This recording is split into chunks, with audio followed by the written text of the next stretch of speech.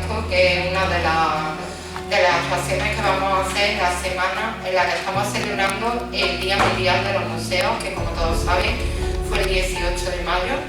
Este año el lema es Uniendo un mundo dividido, y agradecemos vuestra asistencia a esta conferencia que nuestro arqueólogo municipal, don José Antonio Morena, nos va a dar. Ya sin más, él nos va a dar todos los detalles de la conferencia y todo, y nada, espero que disfruten de este año.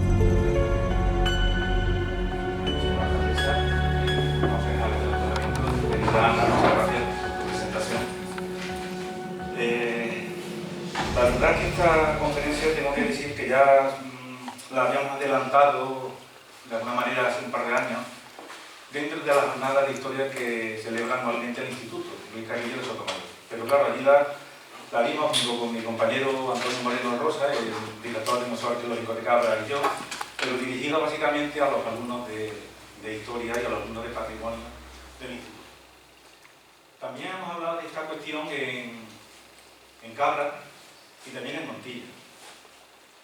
Y creía que era importante y necesario hacerlo también en Baena, en otro horario distinto y dirigido a todo aquel que pudiera estar interesado en este tema, que me parece que es algo que es bastante importante, porque como saben ustedes, fue un enfrentamiento bélico que prácticamente decidió el destino de Roma. ¿Vale?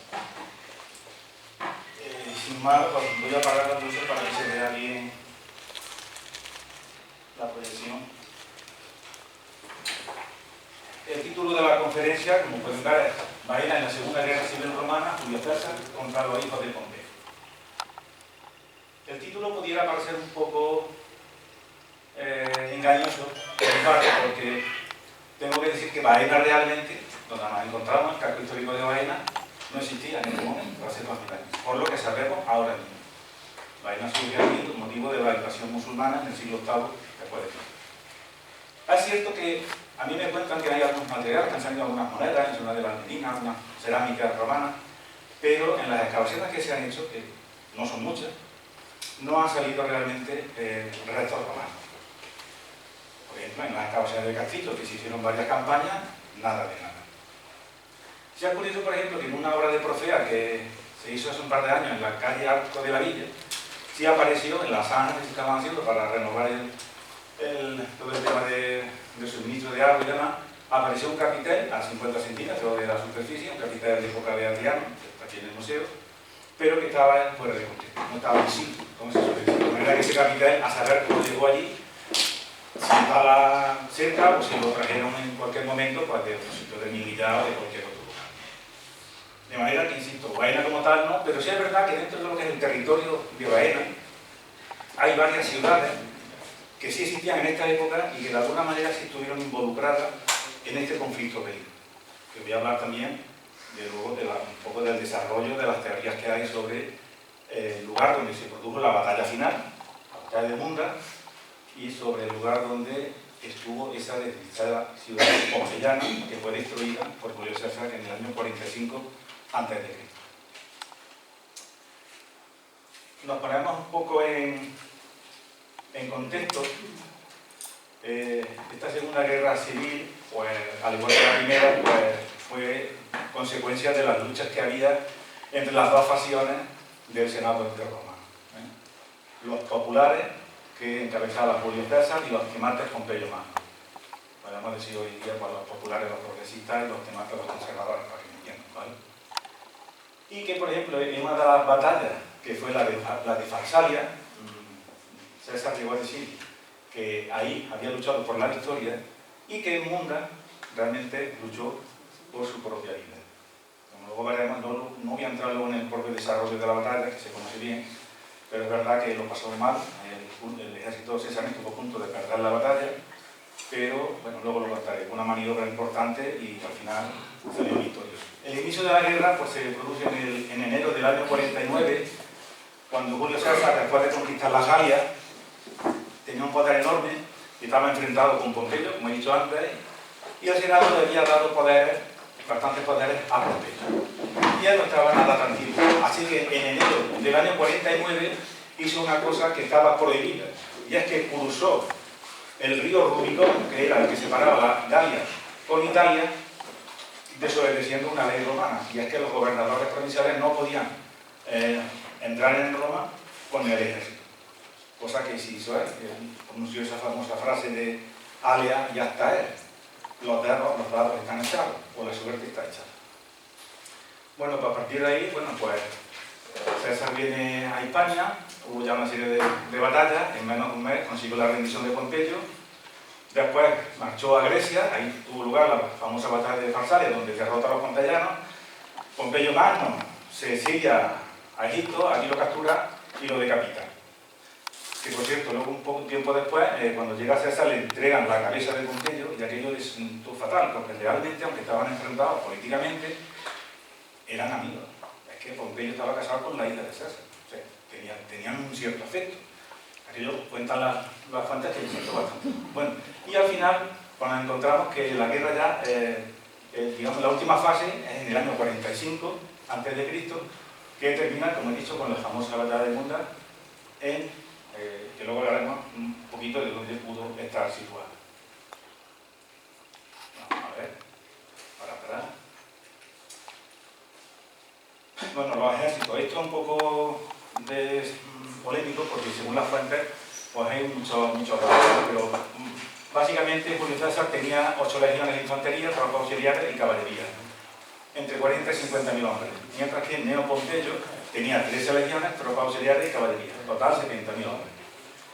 Pongo ahí Neo Pompeyo porque bueno, la guerra fue contra los dos hijos de Pompeyo Magno, Neo Pompeyo y Sexto Pompeyo, pero realmente el que estuvo para arriba y para abajo fue Neo Pompeyo, porque Sexto estaba en Córdoba, atrincherado en la ciudad, en la famosa, defendida por esas murallas que tiene Córdoba en este momento. De ahí no se movió, hasta que cuando supo del desastre de Munda, salió quitando y huyó.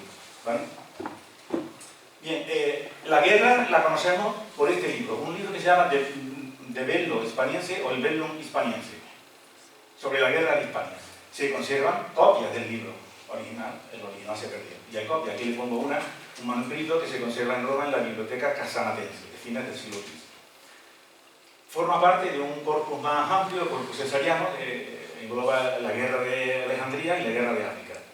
Se cree que fue el mismo Julio César el que escribió el libro, pero eso no está claro. Otros apuntan a un tal Aulo Tircio, no es seguro, y lo que sí es casi seguro es que el libro lo escribe un oficial, un general del ejército de César, porque uno va leyendo el libro y es que a los compañeros los pone siempre de vuelta media y a los cesarianos, bueno, pues son los mejores en todo. Entonces se ve ahí una clara que se favorece al ejército de César. Según Adolf Sulte, que es un arqueólogo alemán, este coincide en eso, en que fue escrito por un oficial de César y que estuvo presente en todos los acontecimientos, porque da una serie de detalles, vamos, es increíble, día por día, incluso hora por hora de lo que va ocurriendo, por ejemplo, en el asedio de Aquegua, es increíble. Bueno, sabemos que el libro consta de 42 capítulos, desde que César llega a Augusto, por Cuna, allí tenía su cuartel general, hasta un discurso final que pronuncia en Hispal, en Sevilla, tras la victoria de Munda. Los hitos más relevantes, pues aquí tenemos que cuando los hijos de Pompeyo se ven hechos fuertes aquí en el sur de Hispania, César, que estaba en Roma, hace un viaje relámpago, creo que fueron 27 días lo que le duró ese viaje de Roma a Porcuna, a Odulco. Inmediatamente se sabe que los compañeros estaban asediando Uría, que es Montemayor, y César manda una parte del ejército, concretamente 6 cohortes, que son 3.000 soldados y otros tantos de caballería, para ayudar a la ciudad de Uría, que era afecta a su causa. César se va con su ejército, con el grueso de su ejército, desde Porcuna hasta Córdoba, donde estaba Sexto Pompeyo. Intentaba capturar la ciudad más importante, al menos la capital de la Hispania ulterior, Córdoba. Por cierto, no lo consigue. Córdoba tenía unas murallas impresionantes y no hay manera. Entonces se dirige a Teba, que saben que está aquí, muy cerquita de Castro, en el cortijo del Castillejo de Teba, que es territorio de Córdoba, pero está aquí, como digo, muy cerquita de Castro, y ahí era una ciudad pompeyana muy importante. Dicen las fuentes que había ingentes cantidades de trigo almacenadas, y esto era importante para sustentar el ejército. Y bueno, durante un mes esta asediada y al final consigue que se rinda a cambio de perdonarles la vida. El 19 de febrero del año 45. Luego hay un episodio muy importante que hablaré después, que es cuando se rinde a Tegua. Allí capturan a una serie de bursabonenses, dice el texto, que estaban ayudándole a los de Tegua a defender la ciudad. Pues lo que hace César es mandar una embajada importante, había caballeros y senadores romanos, y a esos bursabonenses los manda a la ciudad de Bursabo, que era pompeyana, para intentar llevársela a su causa de manera diplomática y no verse involucrado en otro asedio con la Tegua y prolongar la guerra. Luego veremos lo que ocurre porque fue muy interesante. Después, el 5 de marzo, la batalla de Soricaria, una de las ciudades del territorio de Baena que participa o que se ve involucrada en el conflicto, que se salda con una victoria de César. Después está el asedio a la toma de Bentipo, que se supone que está por la zona de Casariche, que yo creo que está ahí cerca de entre Puente Genil y Aguilar, luego lo veremos, en el río Genil. Se produce el incendio de la ciudad de Cárruca, que le cierra las puertas a Pompeyo y este se mosquea y quema la ciudad. Y poco después están ya en Munda, no sé dónde está, el 7 de marzo, que se salda con la victoria de César. Inmediatamente después, César vuelve a Córdoba ya muy enfadado por lo que había pasado antes, que no consiguió tomarlo, y mueren 22.000 córdobeses. Yo muy bien antes, Sexto se va. Después César toma Sevilla, Pompeyo huye con su flota, pero es perseguido y muere.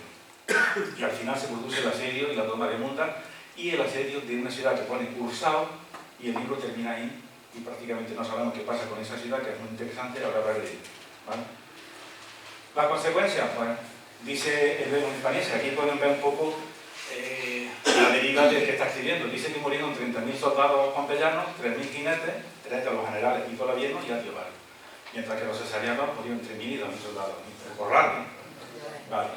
La consecuencia más importante, aunque no fue inmediata, pues la desaparición de la República y el surgimiento del Imperio, muy poquito después, con Augusto, primer emperador de Roma.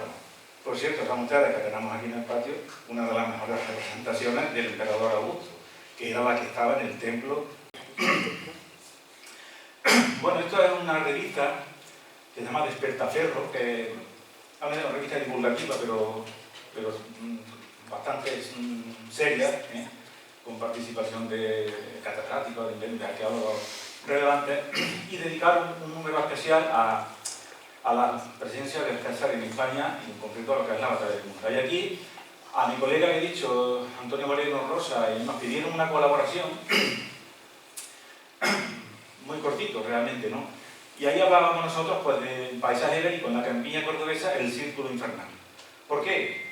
Porque fue aquí donde, digamos, tuvo lugar el grueso de esa guerra, de esa fase final de la guerra, que termina con la batalla de Munda.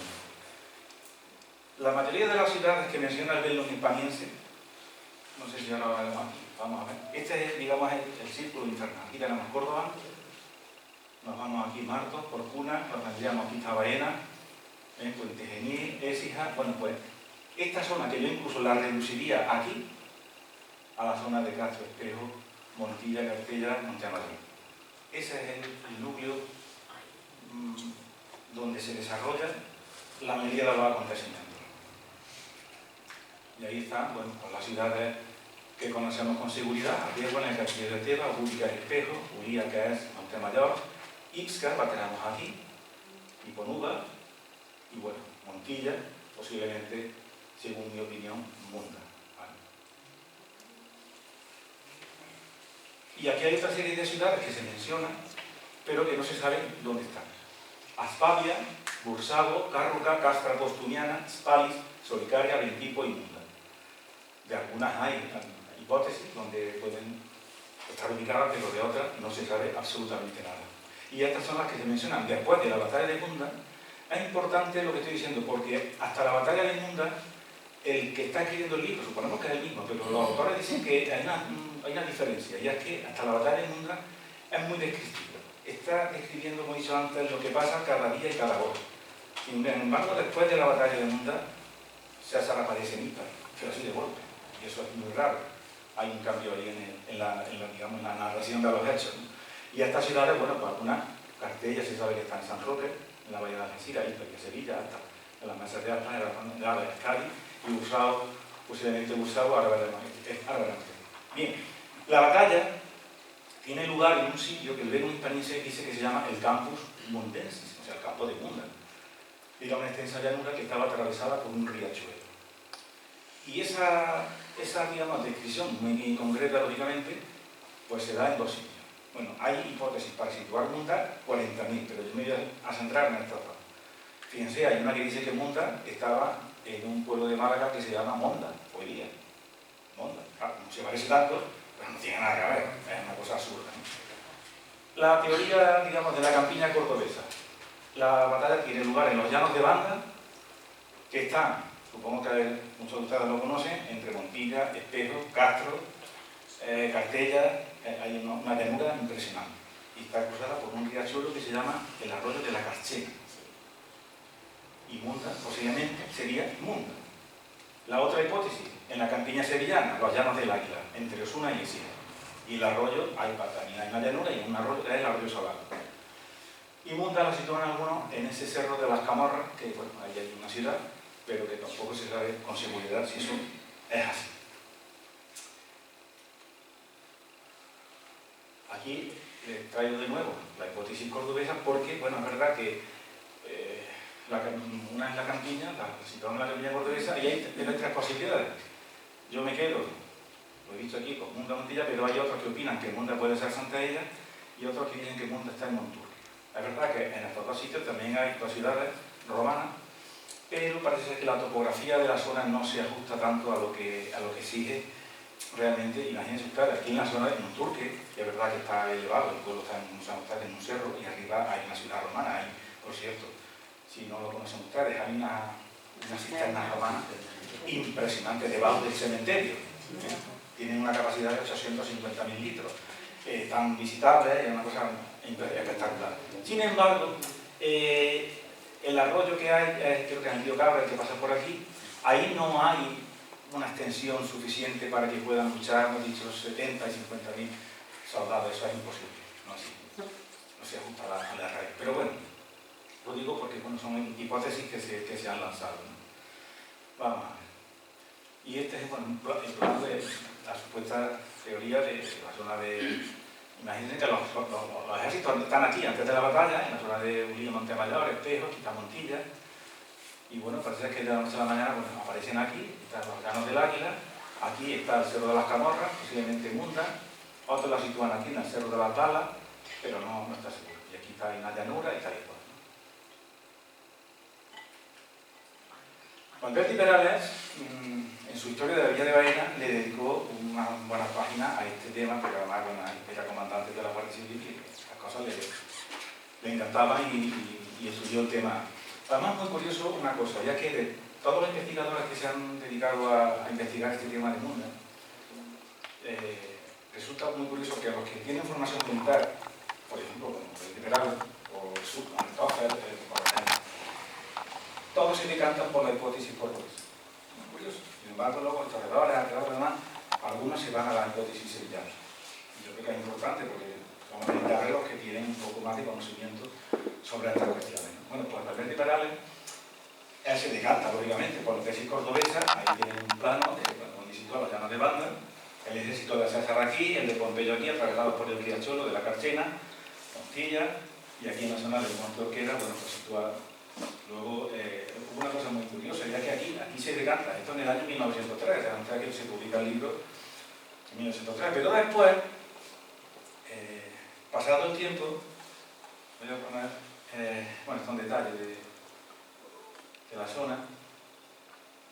En el año 67 publica en el Boletín de la Real Academia de Córdoba un artículo suyo, que el manuscrito, por cierto, la familia lo entregó al ayuntamiento hace muy poco, junto con otros documentos, libros, cartas que tiene, muy interesantes, y este es el documento que, digamos, reescribió la hipótesis que él tenía sobre el mundo. Bueno, aquí no me quiero parar. Esto es lo que escribía en 1903.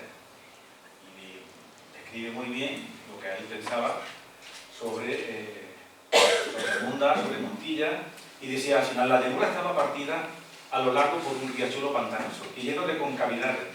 Y estas señas convienen perfectamente con las de los llanos de Banda, situados al oriente de Montilla, por el centro de las cuales corre el arroyo Carchena, de izquierda a derecha, del lugar que ocupaban los de César, yendo a pasar por el pie del cerro en que se asienta Montilla, en cuya dirección va también la llanura, de la que se ve muy elevada la ciudad. Vamos a ver si pasa.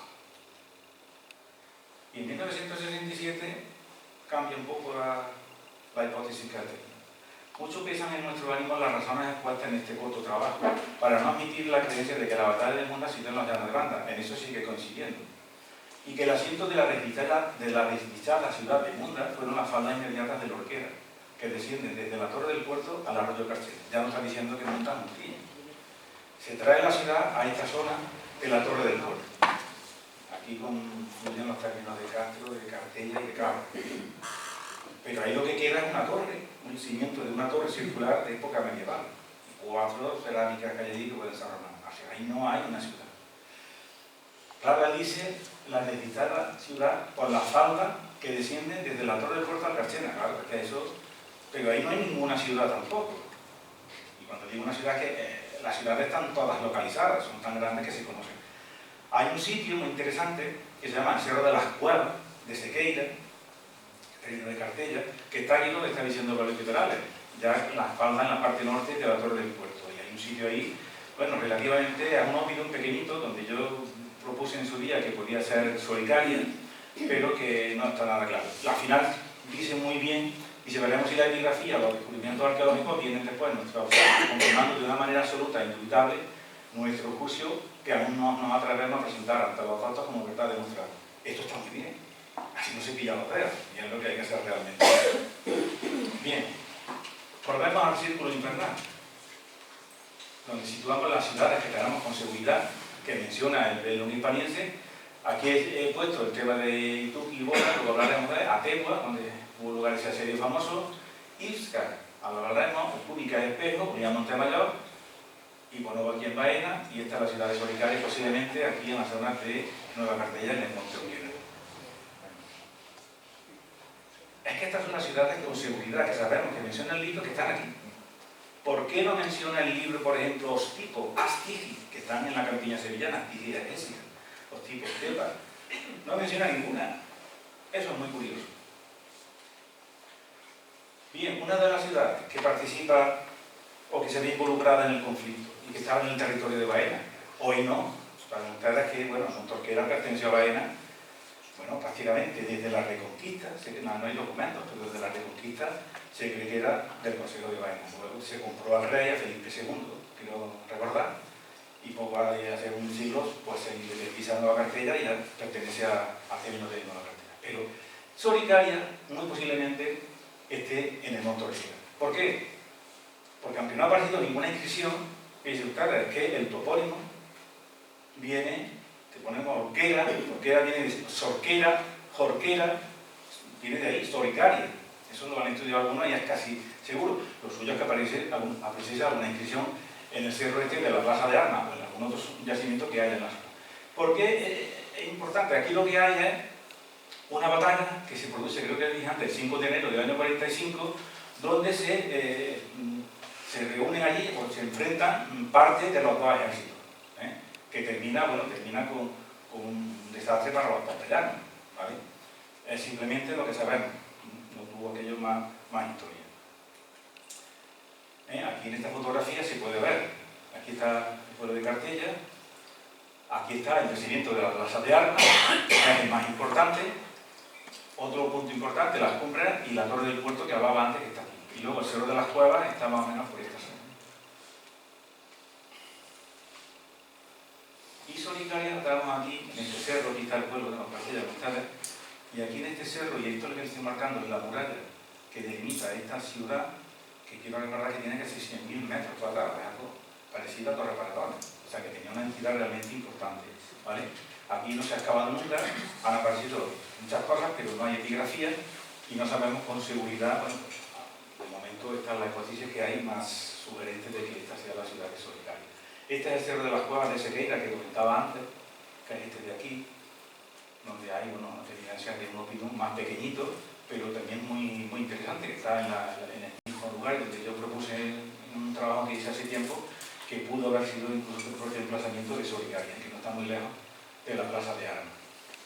Bien, y la otra ciudad es Ipsca, que está, bueno, saben ustedes que está en el cortijo de Íscar, término de Baena, el término de Castro del Río, que es esto, y esto es término de Baena. Aquí viene el río Guadalajara, y aquí, bueno, pues tenemos una ciudad que es como Torrepardana, un poquito más pequeñita, pero aquí han salido, fíjense, una cosa muy curiosa, no han salido estatuas, o al menos no tenemos constancia, pero sí han salido pedestales de estatuas. Vamos a ver si la voy pasando. Esta me lo voy a parar. Estos pedestales que tenemos aquí, en esta sala, al lado. Este pedestal estaba en el mismo cortijo de Íscar, estaba empotrado en la pared, en una esquina, que estaba encalado con 40.000 manos de cal que le habían dado. Conseguimos que, bueno, que los dueños del cortijo lo donaran al museo. Y es una prueba de, bueno, de un pedestal de estatua de un tal Cayo Livio Severino, que los de Curiones del municipio ipsense pues le dedican, y su padre aceptó el honor y condonó los gastos. Y el Senado le concedió un sitio en el foro de la ciudad de Ipsa para poner su estatua. O sea, se ve que fue un personaje importante que hizo obras en favor de sus conciudadanos. Otro pedestal que también está aquí, este se encontraba en el convento de Madre de Dios, y conseguimos también, al Senado del museo, que las monjas pues, lo donaran al museo. Y sobre este pedestal pues, había otra estatua de un tal Cayo Manlio Pari, donde bueno, le hicieron una estatua y el Senado le ofreció un punto en el foro, ¿no? Bien, curiosamente ese pedestal tiene, en la parte de arriba, tiene un rebaje, porque cuando esto ya, bueno, la estatua se perdió o cayó por allí, ya que se conserva en época tardo antigua, lo reutilizaron como un pie de un altar cristiano en una basílica. Y ahí, en ese receptáculo, estarían puestas las reliquias de algún santo, ¿vale? Que pues, eso se ha perdido, lógicamente. Luego, pongo estas piezas que son también de este yacimiento, para que vean que, bueno, es un yacimiento que tiene una historia mucho más antigua, desde la prehistoria. Por ejemplo, esta escultura zoomorfa de un toro, pues nos retrotrae al siglo V a.C., y luego el famoso Primón, que apareció también aquí en este yacimiento. Saben ustedes que lamentablemente fue robado del propio Museo Arqueológico Nacional, con motivo de una exposición que hubo sobre bronces romanos en Hispania, y que en el traslado de la pieza pues, se perdió. Y bueno, el sitio sigue ocupado, sigue habitado hasta época musulmana, como demuestran, bueno, esta es una moneda de un tesoro que se encontró ahí, 350 monedas de plata, esta completamente un grande de Alejandro I. Bien. ¿Qué pasa con Íscar? ¿Qué es lo que sabemos? Porque una cosa muy curiosa es que el de un hispaniense, pues lo mismo, no menciona esta ciudad, no la cita. ¿Y por qué sabemos que participa en el conflicto? Pues por esta pieza. ¿Veis? ¿Y eso qué ha pasado? Bueno, esto es una bala de plomo que mide, ven ustedes ahí, ni siquiera mide 5 centímetros, que pesa unos 70 gramos. Y son las balas, las blandas que usaban los honderos. En los ejércitos, un cuerpo importante era el de los honderos, famosos los baleáricos, ¿no? Pues tiene esta peculiaridad, y es que tiene una doble inscripción. Pone la palabra Ipsca, que se lee perfectamente, y en la otra cara pone Caesa. Entonces la pieza es, realmente la pieza es única, porque la mayoría de las balas que aparecen no tienen inscripción. Por algunas ponen Imperator Magno, que son las de Pompeyo. Esta sería del ejército de César. Y esto nos lleva pues, a pensar, está publicada y está muy bien estudiada, de que la ciudad de Íscar se decantó por el bando de Julio César y fabricó munición para el cuerpo de honderos. No, evidentemente la bala no va a ser única, evidentemente debieron hacer un montón, y esto tiene un molde, tengo un molde y tienen esa inscripción, ¿vale? Aquí tienen una vista de lo que es el yacimiento. Aquí corre el río Guadalajara, y en esa altura pues está esta ciudad, que está también por investigar. O sea que ahí prácticamente en los años 80, quiero recordar unas pequeñas excavaciones, pero poca cosa. Y han salido piezas de categoría, esos pedestales, a saber las estatuas donde están, seguramente hay foros, no sabemos cómo estará conservado, pero bueno, tantas cosas que hay, ¿vale? Bueno, aquí está una ilustración para que vean cómo se usaba este tipo de munición, ¿vale? Y aquí en el museo tenemos bastantes piezas de este tipo, pero la mayoría no tienen inscripciones, ¿vale? Entonces, bueno, esto no sabemos tampoco, son hallazgos casuales que la gente viene y los pone, no sabemos ni de dónde son, con lo cual, bueno, una lástima, ¿no? Pero bueno, aquí vuelvo a poner en este mapa, a situar la ciudad de Iscar y el punto, el sitio donde se encontró esa bala. Fíjense dónde está Munda y dónde está realmente el escenario que todos, bueno, sitúan como el campo mundense. Alguien podrá decir, bueno, esa bala que pasaba por allí y se le cayó a alguien. Hombre, lo más normal es que se haya utilizado en un enfrentamiento bélico. Otra cosa es que ese enfrentamiento bélico, que ya sabemos que aquí casi hubo, ahora veré, voy a poner que han salido más balas, no con inscripción. Claro, lo que no sabemos si es la hora de pudo usar un enfrentamiento bélico previo a la batalla, no lo sabemos, pero bueno, ya vamos uniendo hilos, ¿no? Y aquí vuelvo rápidamente a una imagen de ciudades que estuvieron, participaron en la batalla, ¿vale? Oburgo, Porcuna, les pongo, bueno, que fue carta general de Julio César, capital de la Bretaña, una de las secas ibéricas más importantes, sí, aquí se acuñó moneda, hay monedas de Oburgo por todos sitios.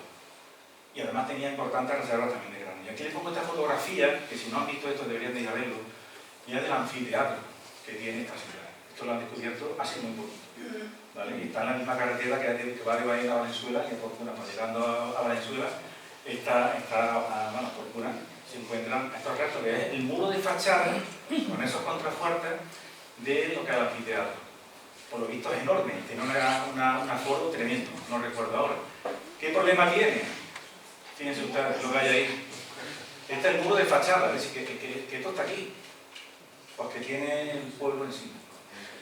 Bueno, han excavado ni siquiera un tercio, y aquí esto ya está excavado, aquí han llegado a excavar parte del graderío y la arena, que es donde escuchábamos hablar de ahora. Es algo espectacular, ¿vale? Bien, Orilla, otra ciudad que, bueno, ciudad cesariana, ciudad por Pompeyo, como ya dije, y que, bueno, fue liberada por el auxilio que le prestó Julio César, ¿vale? Córdoba, bueno, este era la joya, y claro, aquí fue donde en un primer momento, pues, César no consiguió. Este es el plano, digamos, de la ciudad republicana, en esta época. Córdoba luego, en época ya de Augusto, llega hasta aquí, hasta el río, en la ampliación que se hace en el siglo I después de Cristo, ya después de la batalla. Y aquí fue donde, como digo, bueno, pues no pudo primeramente, y después César se trasladó allí y, bueno, pues la lió parda. Fue un desastre, la ciudad fue completamente arrasada. Pero por suerte resurgió por sus cenizas, y ya digo, después de Augusto se amplió y, bueno, un circo, anfiteatro, teatro, ¿vale? Ategua. Aquí fue donde durante un mes, pues César estuvo asediada hasta el 19 de febrero, ¿vale? Y fue un logro muy importante. Ahora no más. Uy, Espejo. Aquí lo tenemos, en este cerro de la Campiña. La ciudad estaba dividida como muchas otras. Había siempre dos bandos. Había el bando que estaba partidario de César y otro de Pompeyo. Y aquí al final la incendiaron la ciudad. Que no eran unos, eran otros, ¿no? Al final. Y este tema lo quiero hablar un poquito por si alguien no lo conoce. Y hablando de Torre Pardones, que probablemente también se vio involucrada en la guerra, porque aquí estaba ahí en el meollo, y además, no saben ustedes, es un sitio estratégico. Es muy raro porque los habitantes de Torre Pardones debieron ver los movimientos, porque se ve por Porcuna perfectamente. Se ven todos los cuadros, o sea que el movimiento de un ejército de 50.000 soldados, eso se tuvo que haber visto. No sabemos si eran pompeyanos o eran cesarianos. Por la urna de los pompeyos podemos sospechar que eran pompeyanos. Posible, pero cuando está la guerra los mismos dicen, quieto, vamos a pasarnos al bando de Julio, no lo sabemos. Pero bueno, el nombre de la ciudad, como ven los españoles, no lo mencionan, no lo sabemos, pero pudo ocurrir como el de Ica, que tampoco la mencioné, luego una bala ha salido por ahí que pone el nombre de la. Esta ciudad hasta ahora pensábamos que era Ituki, una colonia que Plinio menciona como Virtus Julia en el convento altista. ¿Por qué? Lo voy a explicar muy brevemente.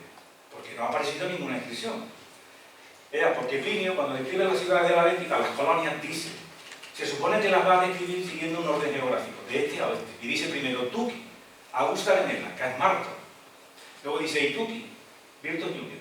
Y después dice Ocubi, clarita de Huelva. Es decir, que tú quitar supuestamente en medio de Marto, entre Marto y el Tejo, que ahí es donde está Torre Pardón. ¿Vale? Primero, no sabemos si, porque él no lo dice, que lo vaya a describir siguiendo el norte geográfico. Y segundo, entre Marto y el Tejo hay más Cerro de los Molinillos. ¿Cómo se llama? No lo sabemos. El Cerro Bollero de Valenzuela. Donde está Valenzuela, en lo alto, eso es impresionante. Eso son 16 hectáreas de una ciudad que no tiene nombre. O sea que realmente no asegura. Hasta que no aparezca una inscripción, no asegura. ¿Qué pasa? Que sí, que en la excavación de las ternas orientales, cuando terminamos las excavaciones, apareció esta tubería de plomo. Esto por delante y esto por detrás. Es un cacho. No, esto me mirará, no llega a 30 centímetros. Es un tubo de plomo bastante considerable, ¿vale? El tubo mediría 2 metros, por lo menos, si van enganchando. Esto lo que pasa es que está cortado por aquí con una sierra. El que fuera, quien fuera, cuando, si es que era de las ternas, que no lo sabemos, pero apareció allí, pues vio esto y cortó el tubo, porque el plomo, cuando ya está abandonando las ternas, lo que están haciendo es poliar los materiales nobles, para saquearlo. El plomo era muy caro. Entonces, lo que hacían? Fundirlo. Fundían, hacían un lingote y lo vendían. Pero alguien dijo, este cacho no lo fundo. Y lo cortó por aquí porque tenía esta inscripción. Posiblemente, según mi opinión, porque pone el nombre de una ciudad. Las inscripciones que tiene son estas. Por una pone, aquí no se ve muy bien, pero yo me quedé en ustedes, pone Públice. Es decir, que el edificio donde estaba esta tubería, si no una terrera, otro que estuviera por allí, y luego lo llevan allí a fundir. Públice quiere decir que el edificio donde estaba se había construido con fondos públicos. Y ahora tenemos aquí la otra inscripción que está por el otro lado, que es la polémica. Según algunos, aquí pone, aquí hay una M, me creen ustedes que es una M, lo que pasa es que esto está machacado, está roto, está muy deteriorado. Hay una M y aquí hay una interpunción. Es decir, esta palabra está aderiada, una M, que puede ser Marcus, puede ser un nombre de una persona, Marcus, y luego sería el nombre de Borenus, supuestamente. Marcus Borenus. Problema. Borenus con B en latín no existe, existe con V. El nombre en latín es Borenus con V. Y segundo, si esto es si ponía Borenus, aquí lo ven ustedes que está cortado, pero ven un palito. Si eso era una V, la V está aquí, y ven ustedes la V como es de Públice, el palito está inclinado. Esto tendría que estar inclinado. Y no está inclinado, ven ustedes que está recto. Eso, mi opinión es, ven ustedes que la inscripción está en una especie de marco, se llama una cartela que tiene estos bordes. Yo creo que esto es el borde de la cartela esa. Y la palabra está abreviada. Y ahí lo que puede poner, que es la otra versión, o sea, Marcus Borenus podría ser el plumbario, o sea, el artesano que fabricó la tubería, que eso es normal, que se ponga. Pero puede que ponga el nombre de la ciudad, que también es muy corriente. Y entonces pondría N, Municipium Borensis. ¿Y Borensis qué es? Pues Borensis es Córdoba, es cordubensis, pues Bora, Borensis. Sería un municipio que se llamaba Bora. Y Bora acuñó monedas. Estas monedas de Bora, aquí tenemos en el museo una buena selección, aparecen por toda la campiña, en toda la subbética, por Anrodete, por Marto Secado. Las monedas que circulan, las monedas van para allá, para acá. Las monedas en sí no sirven para decir, bueno, que hayan salido 5 monedas de Bora en Torre Pardones y esto es Bora. Pero sí es verdad que han salido muchas. La moneda pone, en el anverso hay un busto femenino de una divinidad, no se sabe bien lo que es, y en el reverso tiene ese toro, un buey, creo que es un buey, y la leyenda en latín que pone Bora, ¿de acuerdo? Muy probablemente, para recordar, sea esta ciudad. Y puede que sea la que Plinio menciona, Plinio, que el libro de Plinio también se conservaba en copia. Plinio dice, menciona un municipio que se llama Ébora Cerealis. Entonces ahí puede haber un error en el propista que realmente se llamaba Bora Cerealis. Además, el nombre antiguo, ibérico, indígena, es Bora. Pero los romanos cuando llegan es como Córdoba. Córdoba era Córdoba, pero los romanos dicen Córdoba, colonia patricia. Mérita Augusta. Pues a muchos municipios a este le pusieron Bora Cerealis. ¿Por qué? Bora la de los cereales. Fíjense que bien le viene a Torre Pardones ese nombre. Está en la campiña cerealística, donde hasta hace ¿cuántos años no había olivos allá? Eso era campiña cerealística, por excelencia, ¿no? Entonces, bueno, muy rápido. No me voy a detener aquí, otra vez con lo mismo. Pero muy interesante, defensores de la tesis sevillana, aquí vienen Écija, aparecen Marchena, la Antequera, estas balas que son del ejército pompeyano. ¿Por qué aparece esto aquí? Claro, esto hay que dar una explicación. Cuando se produce el desastre de Munda, la batalla, muchos de los pompeyanos se refugian en Munda, entran en la ciudad y allí se fortifican. Poco después la toma Fabio Máximo. Pero otros muchos salen pitando, se van hacia el sur, buscando hacia Cartella, que es donde estaba la flota de Pompeyo anclada. ¿Y qué ocurre? Posiblemente que de atrás van persiguiendo a los cesarianos y se producen escaramuzas, se producen en estos sitios y aparecen esas balas. Es una explicación, ¿vale? Y aquí hay otro tema que es clave. Los defensores de la hipótesis sevillana se han basado desde que se publica este libro en los años 80, La batalla de Munda, de Vicente Durán Recio, en ese botón, en un botón que aparece ahí en los llamas del águila, en esa zona que les comentaba antes, entre Tuna y Écija, un botón de bronce que pone A, VAR. Y dijeron, bueno, esto es un botón de la indumentaria del general pompeyano Apio VAR, que sabemos que murió en la batalla. Bueno, pues esto se ha esto, lo han dicho sí, catedráticos y... Bueno. Ahora resulta de que el botón ni es romano, ni es de Apio VAR. Es un botón del siglo XIX de un joyero que se llama Navarro. Escrito Navarro y ya estaba un poco... Vamos, que esto ya está perfectamente... Yo no sé, la verdad es que esto lo hemos publicado en una revista en la Universidad de Salamanca y digamos que está callado todo el mundo. Es una cosa muy extraña, ¿no? Bueno. No voy a parar aquí, yo me gustaría... Vamos a ver.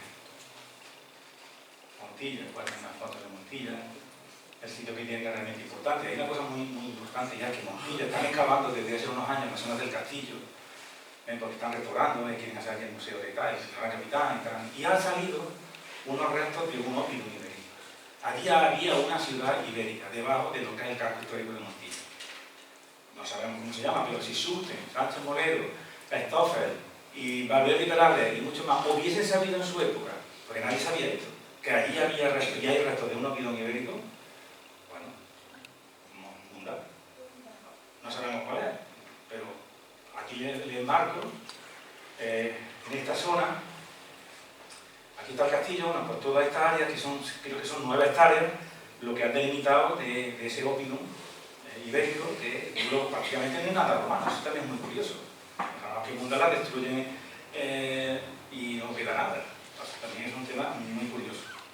Bueno, y aquí, muy interesante, ya que esta zona es la de los de Banda, Taiwán, ya han salido, aquí salió la bala de Ica, y estos son puntos donde han vuelto a salir otras balas de inscripciones, pero que evidencian que ahí ha habido un enfrentamiento, son estas balas.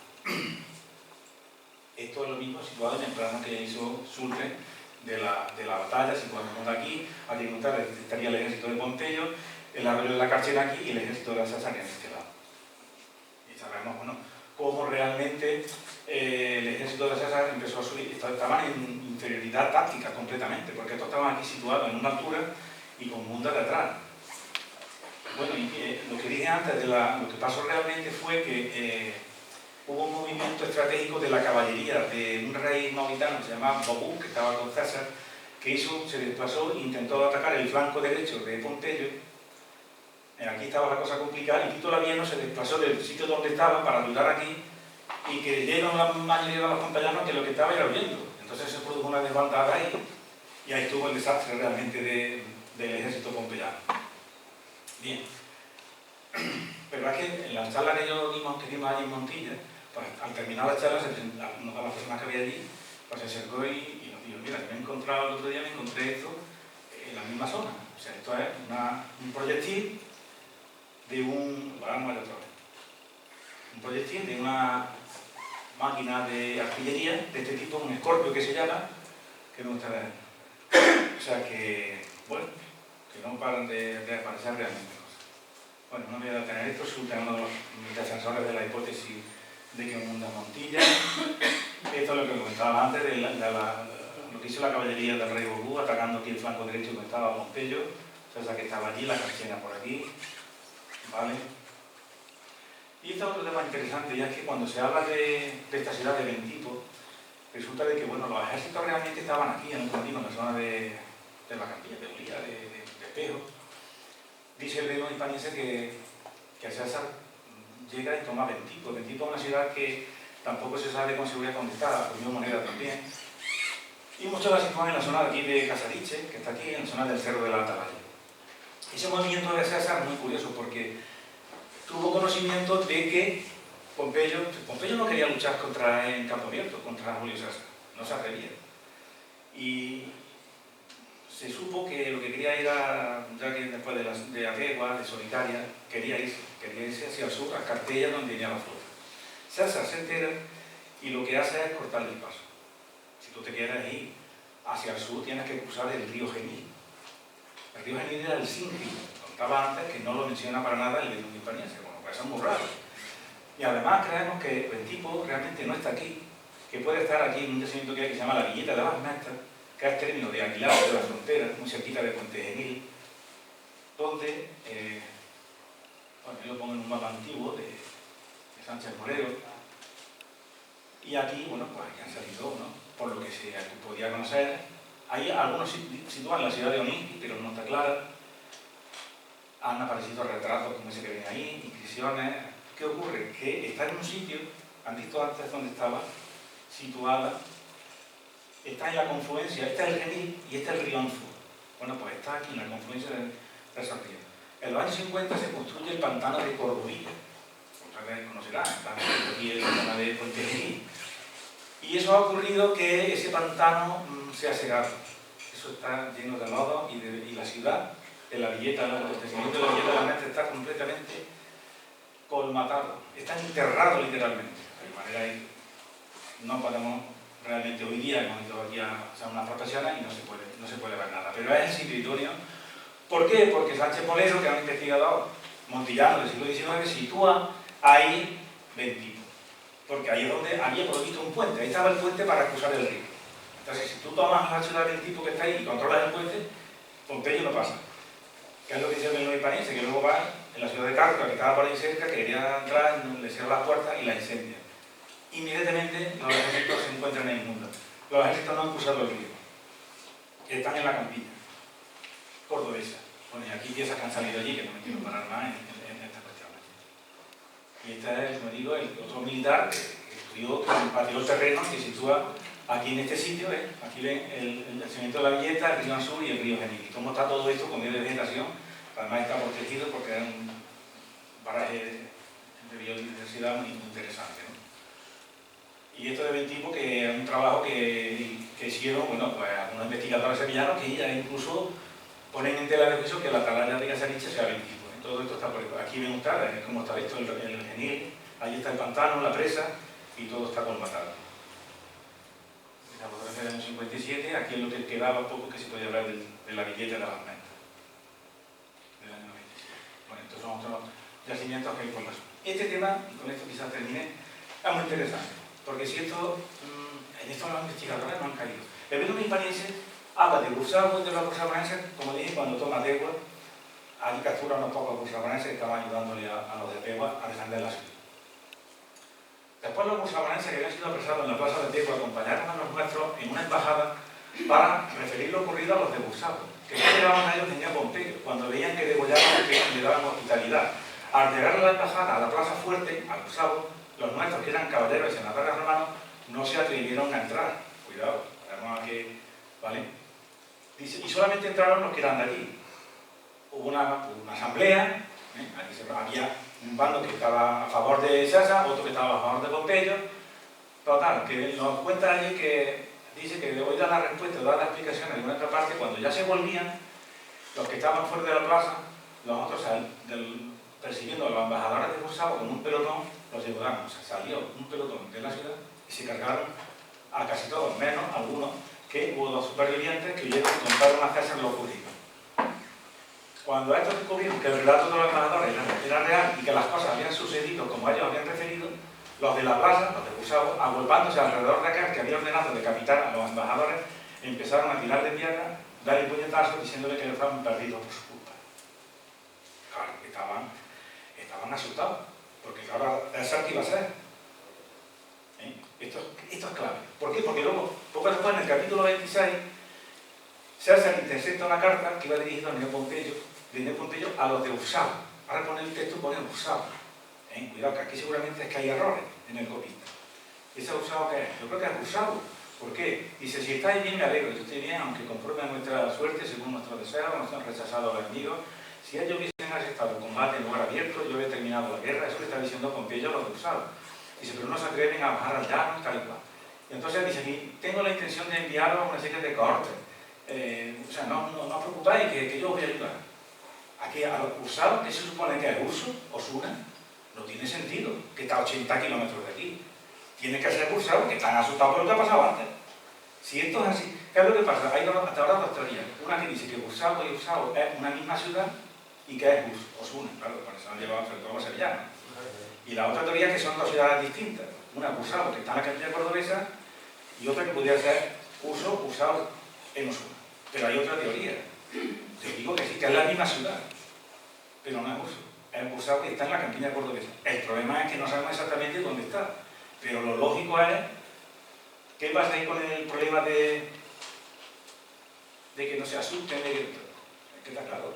César, si hubiese querido, el cuerpo le entró después de lo de Atienco, de que pasara aquello impulsado, haber ido aquí a Ursao y haber destruido la ciudad, pero no quería. Lo dejó en tareas pendientes, como yo digo. ¿Vale? ¿Qué fue lo que hizo después? Después de Munda, manda a Fabio Máximo hacia allá y a tomar la ciudad de Ursao, poniendo la de Ursao. Claro, ya no sabemos qué pasó, porque el libro se corta y se ha perdido. Pero bueno, no sabemos si la destruye, si se rinden, si le perdonaban. Pero esto es muy importante si realmente esa ciudad de Ursao, ¿qué pasa? Que es que realmente, es muy interesante estas referencias que hay sobre Osuna. Osuna siempre ha sido Urso. Y las inscripciones y las monedas, porque Urso acuñó monedas, las monedas ponen Urso. Luego fue una colonia romana que se llamaba Colonia Urso Venetiva Urbanorum.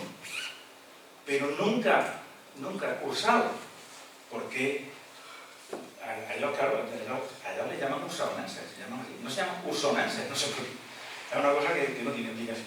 Bueno, y aquí está el tema. ¿Dónde está Ursao? Pues está aquí. ¿Dónde está? Debe de estar. Esos ursaonenses que estaban allí en Ategua ayudándole, que van a venir de 80 kilómetros de... No, es una ciudad que es vecina de Ategua. Están allí ayudando, son pompeyanos igual que ellos. Vale, no está localizada, pero sí hay posibilidades, hay hipótesis. ¿Cuáles son? Bueno, una es este sitio. Está también alejado, que he dicho antes, de Cerro Bollero. Tenemos la Cuesta del Espino. Esta está en la Nacional Cuarta. Saben ustedes que cuando se sale de Córdoba, entre esas curvas que hay, está todo los bordes, ahí hay una ciudad que se llama Cuesta del Espino, Cerro de la Plata. Impresionante, no se sabe cómo se llama. Los podían estar, eran vecinos antiguos, no estaban muy lejos. Y yo no descarto Castro del Río. Castro del Río, lo que hay en el barrio de la Villa, eso es un ópidum desde la edad del bronce. Y además municipio romano en época Flavia. No sabemos cómo se llama, pero Castro del Río tiene, bueno, está el Cerro de la Plata, la Cuesta del Espino, el cerro este que ven aquí, el Cerro Bollero de Venezuela, este cerro impresionante aquí lo que hay, está también por excavar. Y esto es muy interesante, una pintura de Castro del siglo XVII, donde se ve muy bien el recinto amurallado que consideraba ya de época almohade, pero que eso está sentado sobre las murallas ibéricas antiguas. El sitio que tiene, está el río Guadalajara por aquí, que lo está defendiendo casi por 3 de sus lados.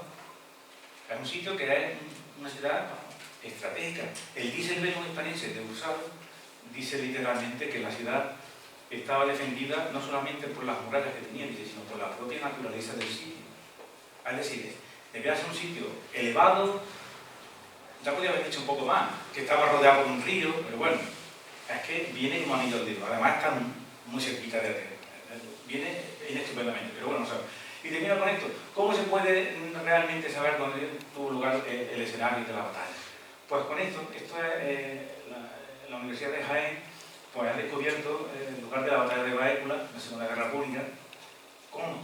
Pues investigando el terreno, pero el terreno además con detectores de metales, autorizados por la Consejería de Cultura, lógicamente, en un proyecto tal y cual, ¿vale?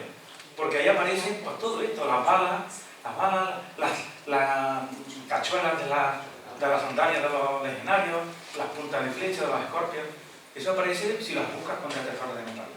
Si eso realmente, yo creo que ahora hay una idea por parte del Ayuntamiento de Montilla de sacar algo así con la Universidad Autónoma de Madrid, y si sale bien y empiezan a rastrear el terreno este que hay en los llanos de Banda, pues si sale todo esto, algunos dirán, vale, sí, hay una batalla, pero no es la segunda. Bueno, eso no lo sabremos realmente, ¿no?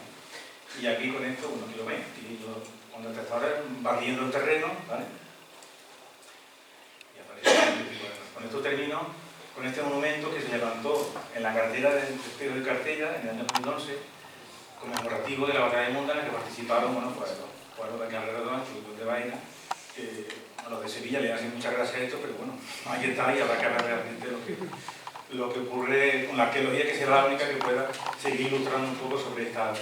Nada más, si hay alguna pregunta, si no, pues muchas gracias.